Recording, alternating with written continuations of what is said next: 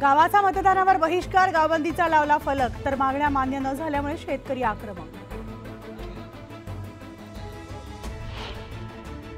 धुळ्यामध्ये अवकाळी पावसाची हजेरी, धुळेकरांना काही अंश दिलासा, मात्र अवकाळी पावसाने नागरिकांचा उडाला गोंधळ।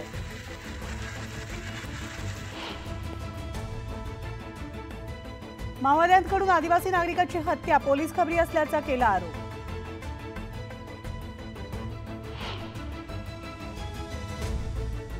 साकेगावामध्ये पाणी टंचाईने नागरिक त्रस्त, तर नागरिक हक्काच्या पाण्यापासून वंचित। मनमाड येवल्यासाठी पाण्याचे आवर्तन, नागरिकांना पुढील 10 ते 12 दिवसांसाठी मिळाला दिलासा।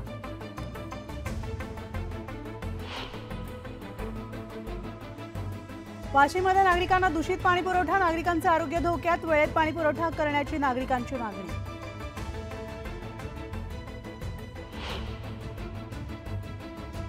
नवी मुंबईमधील एपीएमसी बाजारामधील आंब्याची चव उतरली, 500 रुपयांनी दर उतरल्यामुळे व्यापाऱ्यांचा तोटा।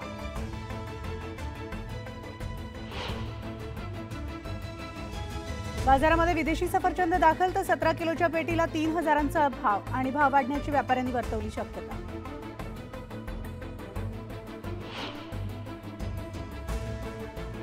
तर उष्णतेसोबतच लिंबाचा पारा देखील वाढला, लिंबू 100 रुपये किलो झाल्यामुळे सामान्यांच्या खिशाला कात्री।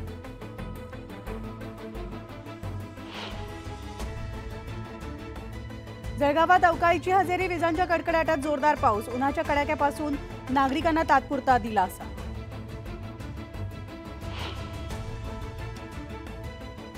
मालेगावात अवकाळीची हजेरी, 40 अंशांवरून पारा 28 अंशांवर, आल्हाददायक वातावरणामुळे नागरिकांना दिलासा।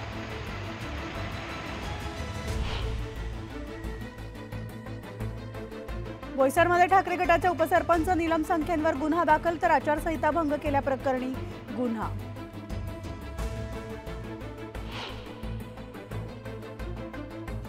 नाथषष्ठी सोहळ्याची जय्यत तयारी, पोलिसांनी जड वाहतुकीच्या मार्गात केले बदल, 30 मार्च ते 2 एप्रिल पर्यंत बदल।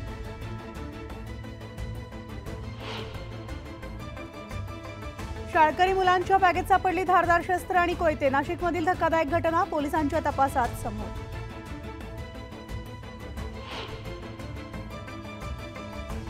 दहा ते 15 जणांकडून 10वीच्या परीक्षा केंद्रांवर धुडगूस, हातात काठ्या घेत दमदाटी, 20 ते 22 जणांवर गुन्हा, तर 3घांना अटक। बाहेर निघायचं, वर्गात यायचं नाही।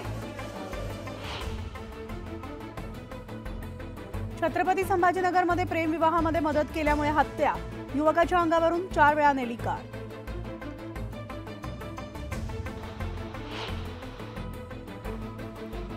चांदवड तालुक्यासह लासलगाव भागात अवकाळी पावसाची जोरदार हजेरी, साठवलेला कांदा आणि द्राक्ष बागांचं मोठं नुकसान।